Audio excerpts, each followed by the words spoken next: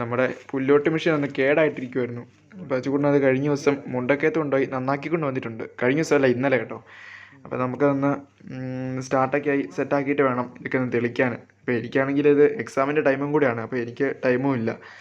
ഞാനൊരു വീഡിയോ എടുക്കണമല്ലോ എന്നോർത്തങ്ങ് എടുക്കുന്നതാണ്. നമുക്കിനിയിപ്പം 8 ദിവസത്തെ ഗ്യാപ്പ് ഉണ്ട് കേട്ടോ. അപ്പോൾ അതിൻ്റെ ഇടയ്ക്ക് ടൈമുണ്ടല്ലോ, അപ്പോൾ അതുകൊണ്ടാണ് വീഡിയോ ആയിട്ട് എടുക്കുന്നത്. അപ്പോൾ നമ്മളിവിടെ കുറച്ചുകൂടെ മത്തേല പറിച്ചിട്ടുണ്ട് കേട്ടോ. അപ്പോൾ ഞാൻ നന്ദിക്കുട്ടൻ്റെ കൈ കൊടുത്ത് വിട്ടെ.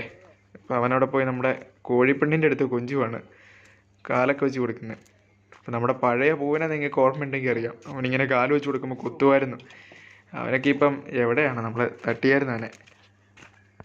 ഇപ്പം അവൻ മുറ്റത്തോട്ട് ചാടിയിട്ടുണ്ട്. ഇവിടുന്ന് ഒറ്റ ചാട്ടമാണ് കേട്ടോ സ്റ്റെപ്പിൽ നിന്ന്. ഇപ്പം നമ്മൾ ഉച്ച കഴിഞ്ഞിട്ട് നമ്മുടെ പരിപാടി എന്ന് പറയുമ്പം കുറച്ച് തേനെടുക്കാൻ പോവാണ് കേട്ടോ. അപ്പോൾ ചൂടൻ ഉച്ചയ്ക്ക് ഉണ്ണാൻ വന്നിട്ട് ഉണ്ട് കഴിഞ്ഞിട്ട് നേരെ തേനെടുക്കാൻ പോകാമെന്ന് പറഞ്ഞേ. അപ്പോൾ അതിന് വേണ്ടിയിട്ട് നമ്മൾ കത്തിയും സ്പൂണും ചെരുവ